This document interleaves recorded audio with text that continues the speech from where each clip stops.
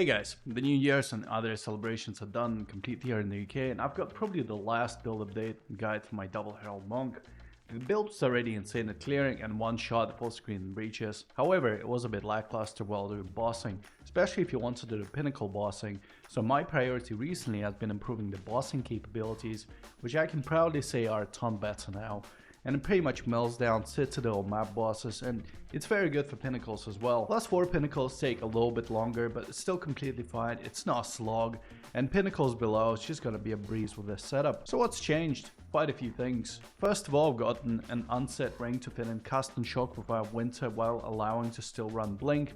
This gives a ton of bossing DPS when we need it. I have a setup to run blink on my second weapon instead, so you have to do weapon swap when you want to blink. It's a bit clunkier, but it still works quite well and you get used to it very quickly. I've also swapped out the unique ring for a regular rare one, and that required some support gem reshuffling to get working right, but it's still good. I'm still running a modest 126% rarity setup because I'm not really interested in stacking it to the moon because of diminishing returns and the fact that it might get nerfed or adjusted soon, and that requires quite significant investment to truly get going and stack a lot of it. Now, just a disclaimer, if you're running on a very tight budget or just finished leveling, this is not quite the guide for you, I don't think. Some items I have are worth quite a few divines and as such require a little bit of farming in the endgame to get going. However, there's no crazy expensive gear on my character, and the most expensive items I've got are still around 5 div each, so it's still a reasonably affordable build after some farming. And the farming you can start with a different variant of the guide that use a unique ring to clear screens without much investment. Okay, let's start with Ascendancies. So I still have Lead Me for Grace and Sunder My Enemies. I am the Blizzard and I Shall Rage. I Shall Rage is a new addition. Instead of I am the Thunder.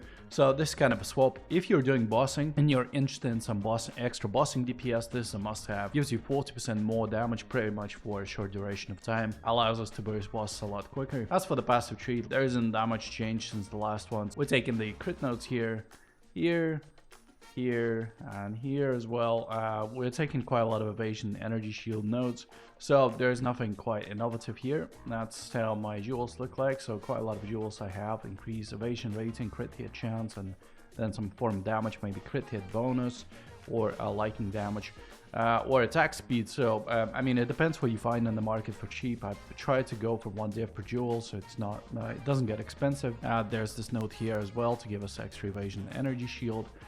I still have allocated Subterfuge Mask because it's quite good. While you're leveling, my character is level 95. First of all, I recommend you use this unique ring. It really helps with clearing without much gear going for it. If you're doing pinnacles, you can swap this ring out for a different ring, like a breach ring I have. Secondly, you can take off the jewel clusters, like these nodes, that's gonna take you to level 89, and then you can start taking like this node, this attack cluster. You can take some crit nodes as well. You can just take crit nodes in general, attack speed nodes. I recommend still having enough defenses to feel comfy and not die, so you can level as fast as possible, but obviously you also need enough attack damage, enough crit to actually one-shot clear the screen so you can actually level fast. So but to preface, it's easier to copy from Mobalytics as well. Secondly, this is not some giga big DPS build guide. I'm trying to balance basically how comfy it feels by having the supports that don't necessarily give the most damage but allow you to actually use the skill without running out of mana, etc. Now, let's go over this. Unbound Avatar, Persistence, self-explanatory. For Stormwave, I have these support gems. Besides Ambush, there is not much important to explain. Ambush gives us pretty much, if you get close to 50%, this pretty much doubles your crit hit chance, so you always crit, and this is quite important to clear.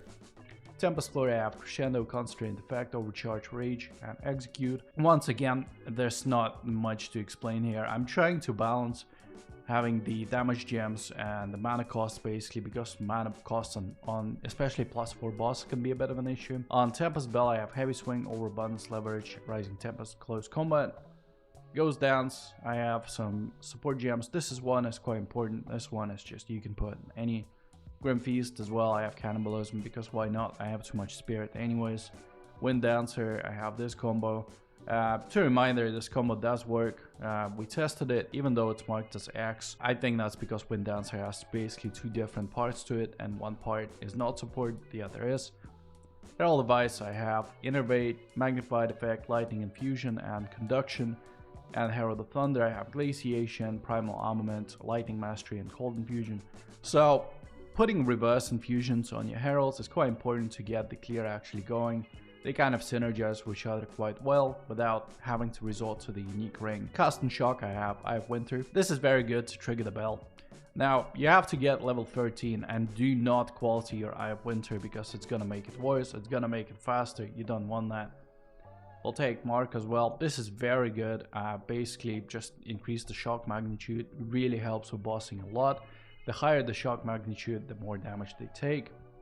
Inspiration is self-explanatory, not to run out of mana, and also just make sure this is a level 7 highest quality. Get the lowest level you can because the mana cost will get prohibitively high. And we have Deceleration. So this is to make Eye of Winter slower and will proc the bell a lot more if it doesn't fly away at the speed of light while we're doing the bossing. So this really helps. Get this is good. It doesn't increase the mana requirements. Blink I have on the second weapon skill set, so I have Blink and Ingenuity. Now, how to set up the second weapon skill swap, so basically how it works, I have Dodge Roll, my main weapon, and then I can swap and use my Blink as well. It's a bit clunky, you have to swap one X, but it's still, I think, a perfectly fine thing to do. You get used to it quick. Second weapon, just put something in your second weapon skill slot. I just have this stuff. I don't know if there's attack speed you should be going for. Anyways, yeah, put something in there. For your Blink, press this little button and use weapon set 2, so untick the first one. And then for the rest of your skills, for Stone Wave, only take the first one. Tempest Flurry, just every damaging skill, etc. Just use the first one.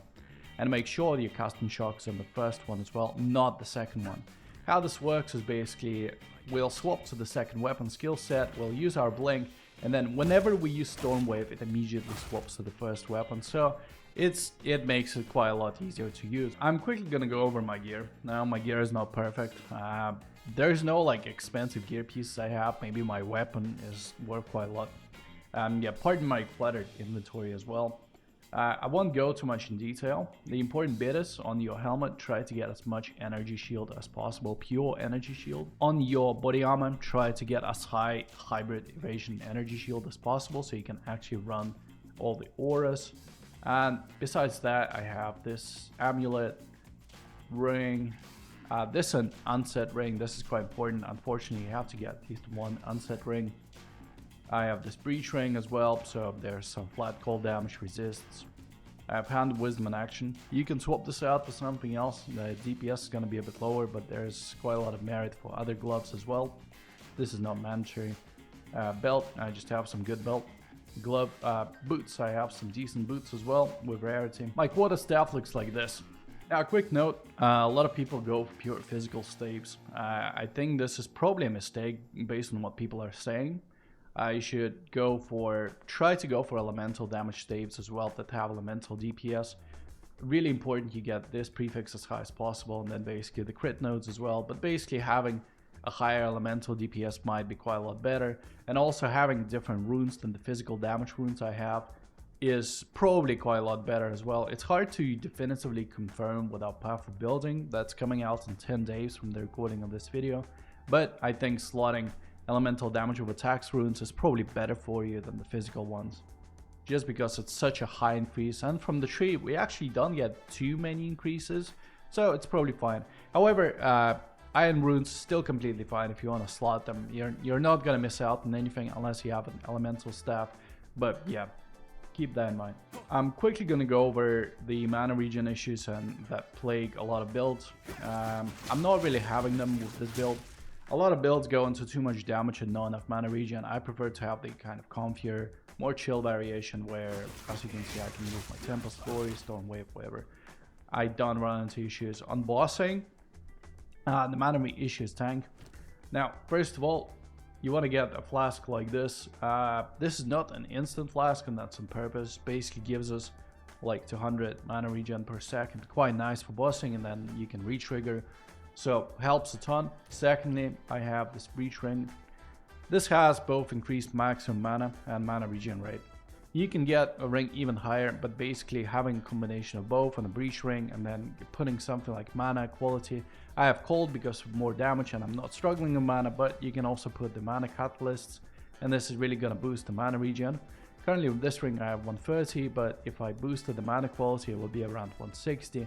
So keep that in mind. Breach rings are really good for getting you out of mana trouble. Some thoughts on min-maxing this build further. First of all, I'm not really that interested in putting all my life savings into one specific build. I'm just trying to try different builds right now, so I'm trying to save my divs, especially for patch notes. But if you go Chaos Inoculation and go full energy shield, you can min-max it quite a bit. Yeah, Ingenuity as well, and then you can get a lot of flat damage in your rings. When you don't have to be concerned with chaos resistance anymore, you can get a lot more of this cold damage to attacks, fizz damage, fire damage, lightning. It's all good. Just get a lot of damage to attacks or flat on your gear, on your gloves perhaps as well. You can even swap these gloves for very high rolled rare gloves. And basically that would really help. Ingenuity with high rolls would boost the rings even further. Basically, if I got more expensive staff, this would boost DPS as well. The reason I'm not really doing this is because it already clears all content in the game that I'm interested in, so I don't really see the point in investing too much for little practical benefit. But yeah, if you're interested, that would be the next steps to max it, improve it even further. This is how my Atlas tree looks like right now. I'm pretty sure a lot of people are using exactly the same one, because we just don't have that much Atlas variation right now. I guess you could take these nodes instead of quantity. Some people do that. It's hard to definitively say what is best, but yeah, I mean, you can use this tree, you can take these nodes and take quantity, but yeah, people use a variation of this that is very close to looking like this. Now, I have some simulacrum points, I have some ritual and breach. As of these, daily points are definitely worth it, breach points are definitely worth it. Expedition, I'm just not a big fan of expedition, so I'm not taking that. Ritual has been a complete waste of time to get.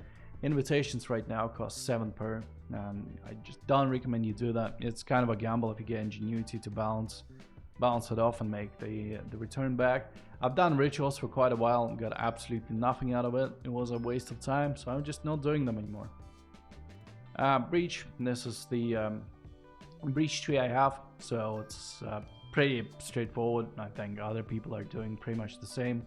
You can swap this out for these nodes, and they're quite good as well, but yeah, that's what I'm doing. Pretty much I'm just farming breach. I just put some daily on my maps, like this. Pack size is good, you can also use Paranoia. Pack size is guild, Paranoia gives you more rare monsters in the map, so that's really good for breach. And then, yeah, I'm good to go.